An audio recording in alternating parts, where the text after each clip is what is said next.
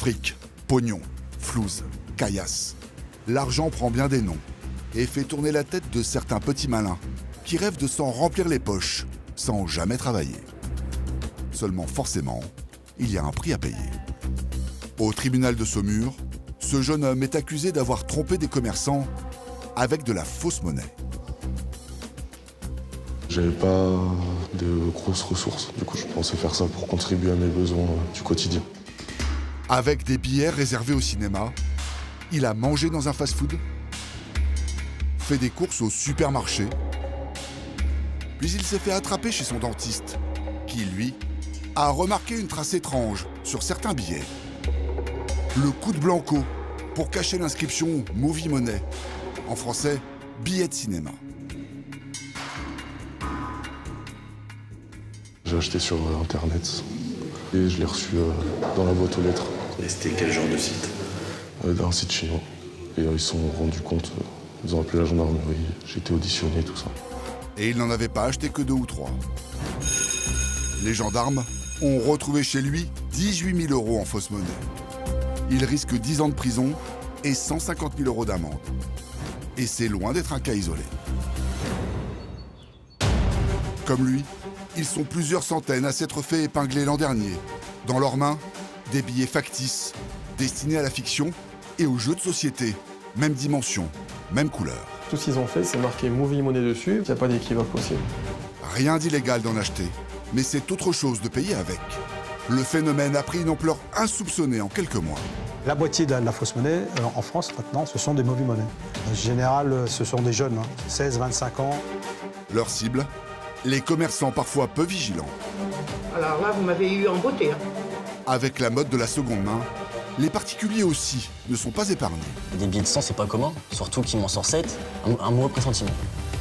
Mais il y a aussi des copies de plus en plus sophistiquées, avec une nouvelle génération de trafiquants opérant sur les réseaux sociaux.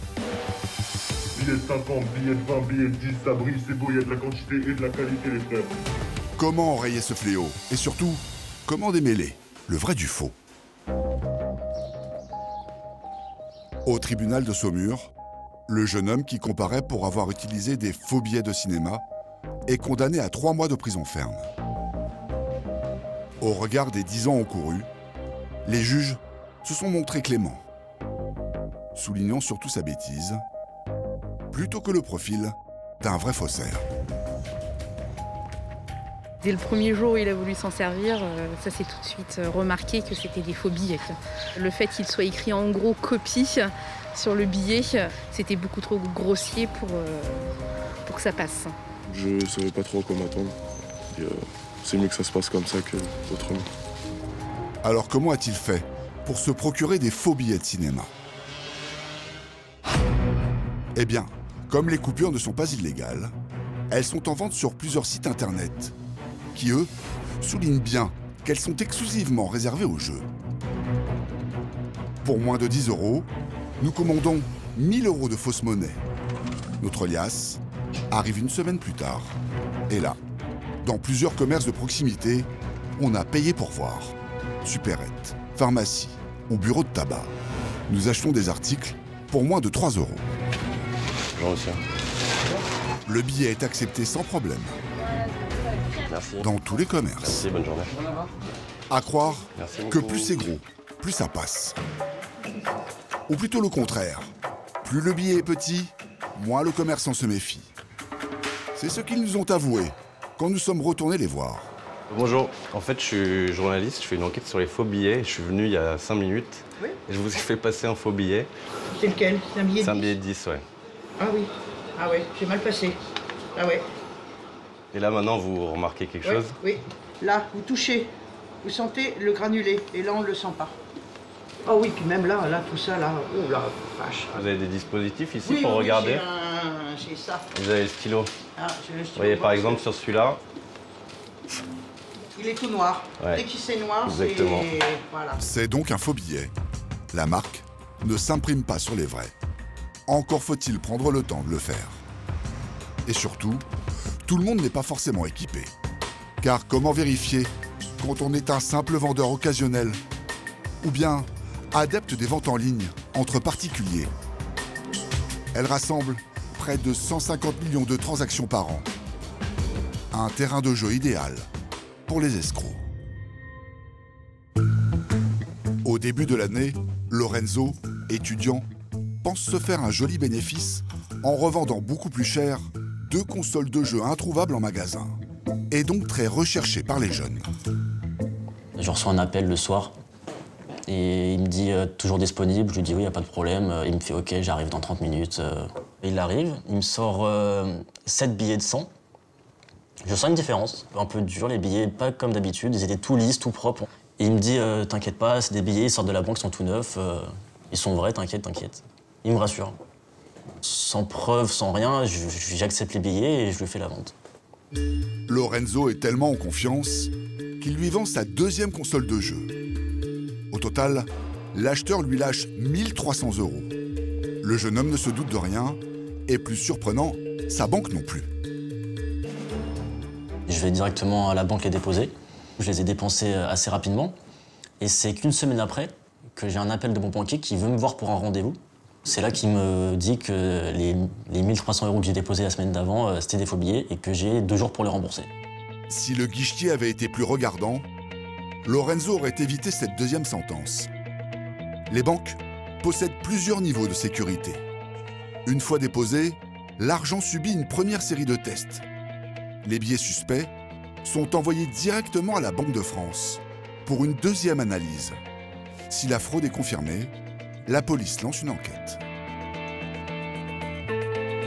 Lorenzo aussi a porté plainte. Et 2 mois plus tard, surprise, la bande a été interpellée. Le procès a lieu dans quelques semaines. L'étudiant espère qu'il sera remboursé, mais cette fois-ci, avec de vrais billets. À Nanterre, près de Paris, les 18 enquêteurs de l'Office central pour la répression du faux monnayage ne chôment pas. Le brigadier chef Tanguy nous explique qu'il est possible de détecter le vrai du faux rapidement en cherchant les sécurités infalsifiables des billets. En mettant un contre-jour, je vais avoir le visage de la princesse Europa qui apparaît, donc le filigrane ici. Ça, c'est relativement dur à faire également pour le contrefacteur. Et j'ai le fil de sécurité qui apparaît ici. J'ai une encre à couleur changeante. Quand on fait comme ça, la lumière, en fait, suit mon mouvement. Voilà. Donc là, c'est un authentique. Là, ils ont réussi à disposer un effet lumière à un seul endroit. Par contre, quand je bouge mon billet, l'effet lumière ne bouge pas. C'est donc un faux. Chaque matin, la brigade reçoit une dizaine de signalements de la Banque de France. Ça renseigne sur le lieu où l'argent a été déposé, la date. Suivant la date, on peut essayer de récupérer les caméras si c'est un commerce, identifier qui a pu émettre la contrefaçon. En ce moment, ce sont les billets factices réservés au cinéma qui ont le vent en poupe. Plus 300% en 3 ans. Mais ce ne sont pas les filières les plus difficiles à remonter. Le vrai fléau vient du grand banditisme et ses faux monnayeurs élevés au rang d'artistes. La France serait leur cible favorite. Notre pays compterait plus de faux billets que partout en Europe. Ces 12 derniers mois, la brigade a démantelé 40 imprimeries clandestines. Leur enquête les mène aussi très souvent en Italie. Les Napolitains sont passés maîtres dans la fabrication des billets plus vrais que nature. En France, 70% des fausses coupures viennent de là-bas. Si on fait un raccourci, Italie, premier producteur de fausses monnaies, euro, et la France, pays le plus impacté. Et pas besoin de traverser les Alpes pour s'en procurer. Regardez tout ce que j'ai, billets de 50, billets de 20, billets de 10, ça brille, c'est beau, il y a de la quantité et de la qualité, les frères. Sur les réseaux sociaux, les vendeurs ne manquent pas. Ils affichent même leurs tarifs. Nous en avons contacté plusieurs. Rapidement, l'un d'eux accepte de nous rencontrer. Il nous donne rendez-vous en banlieue parisienne pour une remise en main propre. Nous nous y rendons en caméra discrète. Salut. Désolé pour le retard. Première surprise, la transaction s'effectue dans un café, aux yeux de tous. L'homme nous propose de vrais faux billets italiens. 100 euros, j'ai combien? 200 euros. 200 euros. C'est 200 euros, qualité moyenne. Par plus grosse quantité, tu me donnes 400 euros, t'as pour 1000 euros. Après, si tu veux du billet de 50, 100, 20, 10. Là, celui que j'ai, ça vient de Naples. Il peut venir des Pays-Bas aussi. Vous les ramenez de Naples jusqu'en France? J'ai un contact, selon les demandes que j'ai. C'est quoi, c'est un peu comme les GoFast, genre, ou pas du tout? Non, c'est un peu moins compliqué, vu que j'y vais tout seul au culot, quoi. Ok. Et c'est vrai qu'il n'en manque pas. Il nous donne les billets sans se cacher. Ça, c'est un billet de 100, tu vois. Faut le toucher, tu remarques rien. Ouais. Ouais, c'est... Ah ouais. Et il nous propose aussi des billets de 50 euros. Tu peux comparer avec un 50 de vrai, tu vois. Ça, c'est un vrai? Ça, c'est un vrai 50. Donc, tu peux le comparer. Tu peux les mélanger, t'inquiète, moi, j'en connais bien, tu vois. Ok, ok. Et du coup, là, en gros, je prends les deux 50 et le 100. Billet de 100, ouais. En même pas 15 minutes, pour 100 euros, nous avons acheté 200 euros de faux billets. Vas-y, prends soin de toi. Merci. Nous les avons fait expertiser par le brigadier Tanguy, de la brigade de lutte contre la fausse monnaie. Ok, du 100 et 2 billets de 50, la deuxième gamme, donc la série Europa. En termes de qualité, le papier est relativement correct. On va voir sur le fichier Rapace comment ces billets ressortent.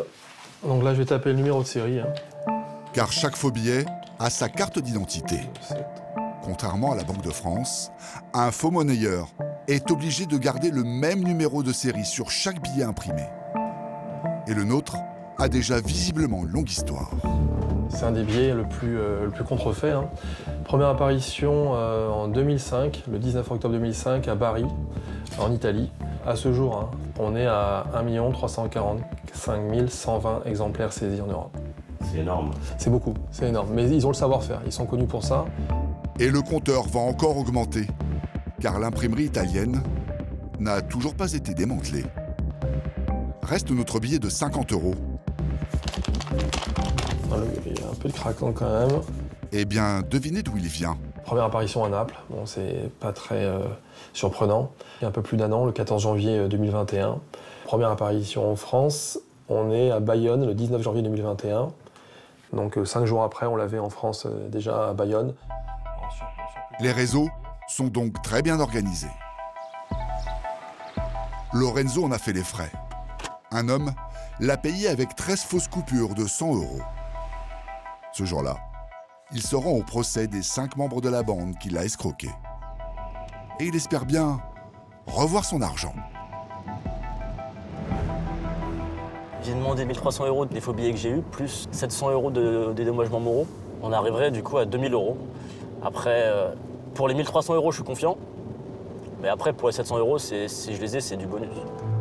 Parmi les prévenus se trouve la tête du réseau, le commanditaire qui prenait contact avec les victimes. Et ce monsieur, le receleur, chargé du blanchiment. Au total 10 victimes et des peines allant de 4 à 6 mois fermes, avec mandat de dépôt à la barre. Mais Lorenzo est énervé. Son indemnité n'a pas été tranchée. J'ai rendez-vous dans 8 mois pour encore une nouvelle audience. Ah, ça me fout la haine. Genre, je dois encore attendre et sans être sûr encore de me faire rembourser. Donc j'attends encore. 400 faux billets seraient écoulés chaque jour en France, soit 150 000 par an. Peut-être en avez-vous un, sans le savoir, dans votre portefeuille.